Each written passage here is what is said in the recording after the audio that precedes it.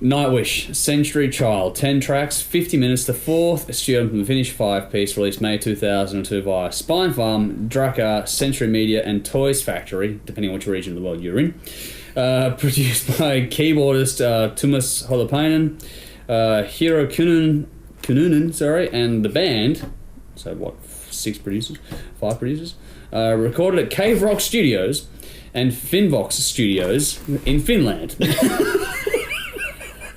There you go. 2 singles were released, Everdream and Bless the Child, taking the album 2 times platinum in Finland and going number 1 there, and charting very well across Europe as well. This is the band's first album with bassist and vocalist Marko Hietala, as well as their first use in orchestra. This album has sold over 350,000 copies worldwide. Go for it. All right. More symphonic metal, and I'm not quite sure when I was listening to this I'd quite recovered from the Epica one yet. But this was a damn sight better than that, thankfully. I do struggle with this stuff. I want to like it because I know how much Dave loves it, but I do struggle. Again, I can appreciate... It's like Guns N' Roses and him all over again. I can appreciate the musicianship, but like you were saying before where you wanted them to go grand, a lot of Nightwish stuff seems to be going grand for the sake of going grand. No.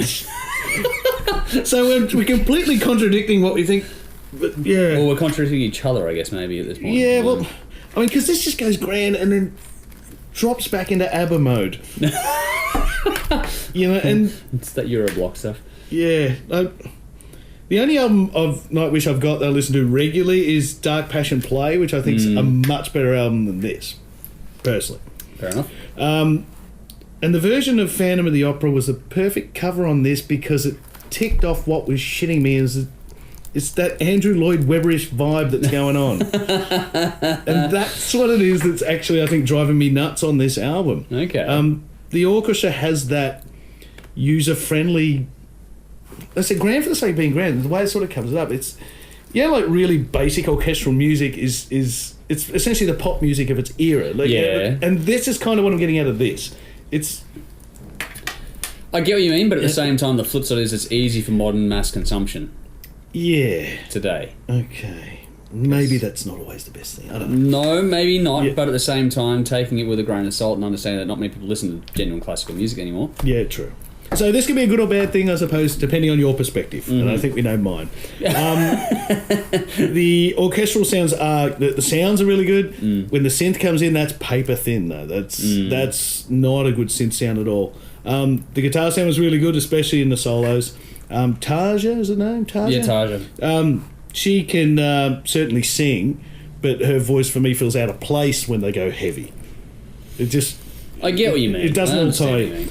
If symphonic metal's your thing, give it a go. If it's not, I don't think this album will do anything to change your opinion. I gave it 5 out of 10. The highlights were Ever Dream, End of All Hope, and Slaying the Dreamer. Okay.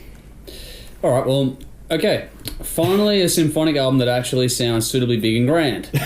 This is what I've been looking for on a production side. This will set the tone now. Yeah. Great tones are captured across the board. This sounds rich, warm, and full. The vocals are back in the mix a little bit, which I'd like them to come through a bit more, but it does work, and the harmonies are nicely done on this. Tarja has a really nice voice. I love the tone that she has, and the choir complements that really well. Some nice chunky riffs to be had on this, I thought. The composition's pretty good overall. Everyone does exactly what they need to. I like how the keys are well used to accent song moments. So while you might have thought that overall they're a bit paper thin, I thought they punched through just at the right times to add certain emphasis. My opinion. Speak for the hand. No. Considering your opinion. No, don't hurt yourself. The drums punch and the bass rumbles as well. It's all very well put together. The classical elements for me are well applied on this. I thought it was very well written, and there's some nice minor tones, notes and keys being used to bring a bit of genuine darkness and atmosphere to the record. This album for me was a bit of a relief because I was really, really worried I wouldn't find anything in this genre that I actually enjoyed. So unlike you, this one saved me. I got my teeth into this one. This was truly and suitably grand. This is what I want from this genre for me personally. It suits my taste.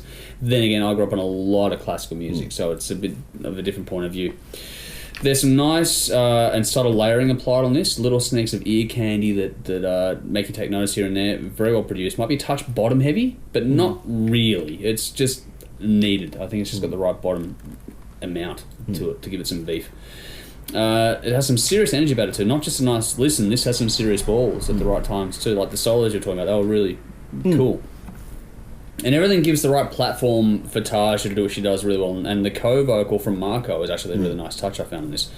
No growling, just vocals. I also love how all the elements that make this band up get to take the lead at different times. So the guitars and the keys are trading off a lot, but both of those elements have some standout moments as well. So for me, I found that bouncing back and forth to be nicely done. I love the melody across the board, the note choices as well. The orchestration is fantastic, and there is some nice attitude in the playing on this too.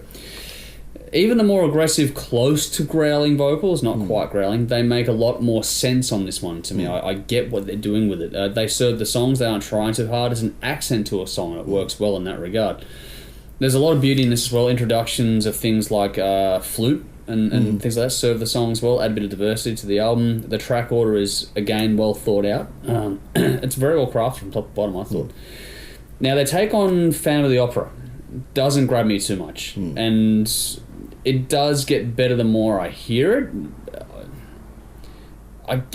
It makes sense the way it's been used on the album, but it isn't strictly required on the album for me. And I'm an Andrew Lloyd Webber fan. I like the musicals and all that sort of stuff. That's the stuff. I grew up with a lot of that sort of stuff. So those are things that I know well, and I grew up exposed to those things non-stop. So for me, being able to appreciate what you're saying about the Andrew Lloyd Webber being the point that shits you, because I appreciate it, maybe that's why I like it more. I don't know. I was raised on status quo. I had no hope. But my opinion on the Phantom of the Opera cover is that it's probably better as a bonus track. It didn't need to be on the album. It doesn't serve the album overall. It feels out of place. When you go from the track before, the track after, and you've got that in the middle, just take that out. Especially when the album itself goes for 50 minutes. You can kill 5+ minutes out of that. That said, the 10-minute 3-part epic that is Beauty of the Beast, the last track, is a fantastic way to close the album. So that's why I'm saying just kill that. They didn't get the point of the cover. Just didn't need to be there. For all that, I give it a 9 out of 10. Wow. End of All Hope, Ever Dream, Slaying the Dreamer, Feel for You, and Beauty of the Beast were my standouts. So some different opinions finally from you and I. I think that's the most diverse we've gone for quite some time. We've had some differences tonight though, but I think that's the widest one, I think. Check it out for yourselves. Let us know what you think.